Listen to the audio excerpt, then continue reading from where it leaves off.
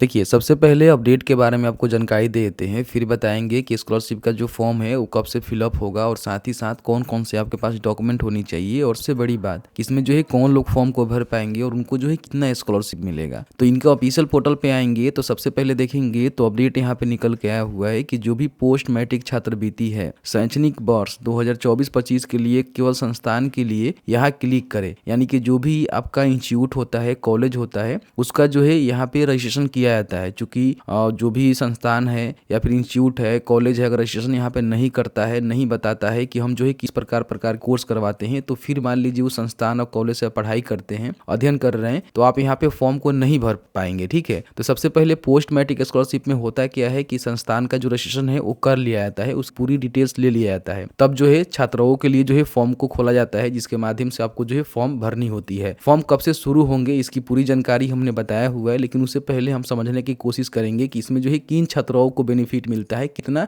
Benefit मिलता है। उसके लिए सबसे पहले आपको easy2net.com सर्च करना है। फर्स्ट में easy2net.com का जो ऑफिशियल पोर्टल है, वेबसाइट है, आपको देखने को मिलेगा। इसको यहाँ से ओपन करेंगे और यहाँ पे आपको सर्च करना है पोस्ट मैट्रिक। ठीक है, इतना ही आप सर्च करेंगे तो आपके सामने देखेंगे पोस्ट मैट्रिक स्कॉलरशिप का जो लिंक है देखने को मिल जाएगा। ध्यान रखेंगे 24-25 के लिए ही आपका फॉर्म फिलअप होने वाला है, क्योंकि 23-24 के लिए फॉर्म फिलअप किया गया था। ठीक है, बहुत सारे छात्राओं को पैसे मिल भी गया, लेकिन बहुत सारे अभी भी ऐसे छात्र छात्राएं हैं जिनको पैसे नहीं मिले हुए हैं, तो वेट करेंगे, उनको पैसे मिलेंगे। लेकिन ये जो आपका शैक्षणिक वर्ष होगा 24-25 होगा, तो इसके अंतर्गत आपने एडमिशन करवाया हुआ है तो आप यहाँ पे फॉर्म को भर सकते हैं। इसमें हम बात कर लेते हैं कि कौन कौन जो है छात्र छात्राएं फॉर्म को भरते हैं। तो देखिए, आप चाहे लड़का है या फिर लड़की है, फॉर्म को भर सकते हैं। बस शर्त इतना रहता है कि आपने 10वीं करके आगे की पढ़ाई जारी कर रखी हुई है, यानी कि 10वीं का जो है पढ़ाई कंप्लीट करके आपने 11वीं में एडमिशन लिया हुआ है, 12वीं में आपका एडमिशन है, आप बीएससी कर रहे हैं, बीए कर रहे हैं, बीकॉम कर रहे हैं, फर्स्ट ईयर में है, सेकेंड ईयर में है, थर्ड ईयर में है, या फिर आप पीजी कर रहे हैं, या फिर आप बीटेक कर रहे हैं, या फिर आप मेडिकल की तैयारी कर रहे हैं, किसी प्रकार की कोई भी कोर्सेज कर रहे हैं जो कि 10वीं के बाद का कोर्सेज होता है, तो आपको जो है बेनिफिट यहाँ पे मिलेगा। ध्यान रखिएगा, इसमें केवल बिहार के जो छात्र होते हैं उनको ही बेनिफिट मिलता है। वो बीसी, ईबीसी, एससी, एसटी से आते हैं तो उनको बेनिफिट मिलेगा। बाकी इसके अलावा किसी भी आप कैटेगरी से हैं, जैसे कि मान लीजिए आप माइनॉरिटी कैटेगरी से हैं, जनरल कैटेगरी से हैं, तो आपको जो है जो एनएसपी पोर्टल होता है उसके माध्यम से अलग अलग स्कॉलरशिप का जो है बेनिफिट दिया जाता है, तो आप उस पोर्टल के माध्यम से फॉर्म को भरेंगे। लेकिन आप बिहार से हैं, बीसी, बीसी, एससी, एसटी हैं, तो इस पोर्टल के माध्यम से 10वीं के बाद कोई भी कोर्सेज कर रहे हैं उस पर स्कॉलरशिप लेने के लिए अप्लाई कर सकते हैं। अब यहाँ पे हम बात कर लेते हैं कि आपको जो है बेनिफिट कितना मिलता है। ठीक है, तो थोड़ा सा नीचे आएंगे तो आपको यहाँ पे देखने को मिल जाता है कि किनको जो है कितना बेनिफिट मिलता है। देखिए, सबसे पहले हम बात कर लेते हैं कि मान लीजिए आपने 10वीं कंप्लीट कर लिया हुआ है, 11वीं में आपने एडमिशन लिया हुआ है, फिर आप 12वीं में है। ठीक है, तो आपको जो है 2000 रुपया प्रति वर्ष यहाँ पे मिलेगा, यानी कि 4000 रुपया 2 साल में आपको स्कॉलरशिप मिलेगा। दोनों के लिए जो आपको अलग अलग फॉर्म भरना होता है शैक्षणिक वर्ग के आधार पे। उसके बाद मान लीजिए अगर आप बीए कर रहे हैं, बीएससी कर रहे हैं, बीकॉम कर रहे हैं, ठीक है, या फिर अन्य कोई उसके बराबर कोर्स कर रहे हैं, तो आपको जो है 5000 रुपया प्रति साल यहाँ पे देखेंगे तो बताया गया है कि वार्षिक सीमा रखा गया है, यानी कि प्रति साल आपको मिलेगा। जैसे कि मान लीजिए 3 साल का आपका कोर्स है तो 15000 आपको 3 सालों में दिया जाएगा। मान लीजिए अगर आप एमए कर रहे हैं, एमएससी कर रहे हैं, एमकॉम कर रहे हैं, या फिर उसके समकक्ष कोई कोर्स कर रहे हैं, तो आपको जो है 5000 ही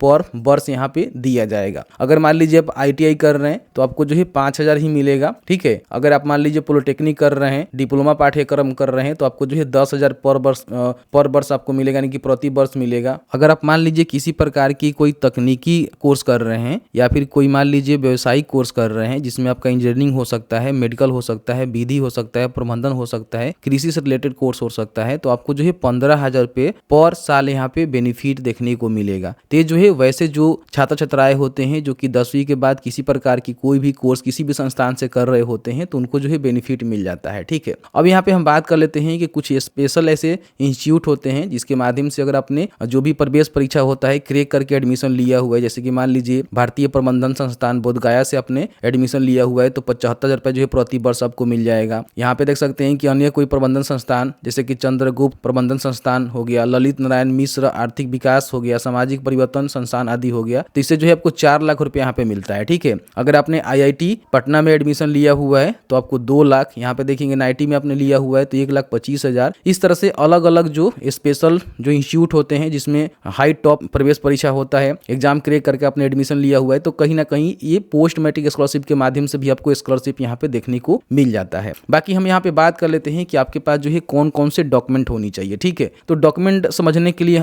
थोड़ा सा नीचे आएंगे तो यहाँ पे हमने जो है डॉक्यूमेंट का एक पीडीएफ बना दिया हुआ है। यहाँ पे आप क्लिक करेंगे, देखिए डॉक्यूमेंट लिस्ट का बटन मिलेगा, इस पे आप क्लिक करेंगे तो आपके सामने इस तरह से एक पीडीएफ यहाँ पे खुल के आएगा। ठीक है, अब इसमें समझिए कि कौन कौन से आपको डॉक्यूमेंट देने हैं। इसमें 2 भाग होता है। सबसे पहले आपको जो है ऑनलाइन रजिस्ट्रेशन करना पड़ता है। रजिस्ट्रेशन के बाद क्या होता है कि आपने जो भी डॉक्यूमेंट ऑनलाइन अपलोड किया हुआ है उस सब का जो है वेरिफिकेशन करता है विभाग। वेरिफिकेशन करने के बाद अप्रूव होने के बाद ही फिर आप स्कॉलरशिप के लिए अप्लाई कर सकते हैं। तो सबसे पहले रजिस्ट्रेशन के लिए आपके पास आधार कार्ड, बैंक पासबुक जो कि आधार सीडेड होनी चाहिए, कास्ट सर्टिफिकेट जो कि रिसेंट का होनी चाहिए, इनकम सर्टिफिकेट और रेसिडेंस सर्टिफिकेट जो कि हाल फिलहाल का बना होना चाहिए, और मेल आईडी, मोबाइल नंबर ही आपको ये देना पड़ता है। तो बस इतना ही जानकारी देकर आप पोर्टल पे अपना जो रजिस्ट्रेशन है वो कर लेते हैं। रजिस्ट्रेशन करने के बाद क्या होता है कि इसको जो है विभाग के पास वेरिफिकेशन के लिए भेजा जाता है। जैसे कि आपने जो caste certificate, income, resident upload किया हुआ है, बैंक पासबुक दिया हुआ है, वो आधार सीडेड है कि नहीं है, वो सही है कि नहीं है, इसको वेरीफाई किया जाता है। वेरीफाई होने के बाद आपको मैसेज मिल जाता है कि आपका जो डॉक्यूमेंट है वो वेरीफाई हो चुका है, अब आप स्कॉलरशिप के लिए फॉर्म को भर सकते हैं। अब यहाँ पे देखेंगे तो स्कॉलरशिप के फॉर्म भरने के लिए आपने जो भी अप्लाई करते समय यूजर आईडी, पासवर्ड आपको मिला हुआ है विभाग के द्वारा, उससे लॉगिन करेंगे। 10th का मार्कशीट आपको अपलोड करना होगा जो कि लगता है। लास्ट ईयर पासिंग सर्टिफिकेट, यानी कि मान लीजिए आप 12वीं में पढ़ाई कर रहे हैं, ठीक है, तो इससे पहले आपने 10वीं पास किया होगा तो इसका सर्टिफिकेट आपका लास्ट पासिंग सर्टिफिकेट हो गया। अगर आप बीएससी कर रहे हैं तो उससे पहले आपने इंटरमीडिएट पास किया होगा तो आपका जो है पासिंग सर्टिफिकेट, मार्कशीट हो गया। तो इस तरह से आप जो भी कोर्सेज कर रहे हैं उससे पहले आपने जो भी पास किया हुआ है कोर्स, उसका सर्टिफिकेट आपको देना होगा। फिर यहाँ पे बोनाफाइड आपको अपने स्कूल से बनवा कर देने होते हैं, कॉलेज से बनवा कर देने होते हैं, फिर रिसिप्ट हो गया, फोटो वगैरह वगैरह लगता है। तो ये सारे डॉक्यूमेंट लगाकर जो है आपको फॉर्म को फाइनल सबमिट करना होता है। फिर आपका कई स्तर पे जो है जांच होता है और जांच होने के बाद ही स्कॉलरशिप आपके खाते में भेजी जाती है। तो इस तरह से जो है पूरी प्रक्रिया होता है। मैंने पूरी जानकारी इस वीडियो में बताने की कोशिश किया हुआ है। हालांकि ये चीज़ आप मत देखिएगा, 23-24 लिखा हुआ इससे मतलब नहीं है, लेकिन 24-25 के लिए हमने जानकारी आपको दिया हुआ है। ठीक है, तो इस तरह से मैंने पूरी जानकारी बताया। अब यहाँ पे हम बात कर लेते हैं कि आपका जो आवेदन है ना वो कब से शुरू हो सकते हैं। देखिए यहाँ पे जैसे कि जो भी संस्थान है, ठीक है, उनका जो है रजिस्ट्रेशन यहाँ पे किया जा रहा है, उनकी जानकारी लिया जा रहा है पोस्ट मैट्रिक पोर्टल पे, तो लगभग जो है 1 महीने तक प्रक्रिया चलेगा। ठीक है, तो 1 महीने तक प्रक्रिया चलने के बाद जैसे इनका रजिस्ट्रेशन कंप्लीट हो जाता है तब यहाँ पे जो छात्र छात्राएं हैं उनका जो है फॉर्म फिलअप किया जाएगा। तो समझिए कि 1 महीने के बाद पोस्ट मैट्रिक स्कॉलरशिप 2024-25 का जो रजिस्ट्रेशन है उसको शुरू किए जा सकते हैं। जैसे ही कोई भी अपडेट आएगा, किसी प्रकार की कोई भी सूचना आता है या फिर फॉर्म फिलअप शुरू होता है तो आपको जो है वीडियो बनाकर जानकारी उपलब्ध करवा देंगे। बाकी मैंने सभी जानकारी इस वीडियो में बताने की कोशिश किया हुआ है। वीडियो देखने के लिए बहुत बहुत धन्यवाद।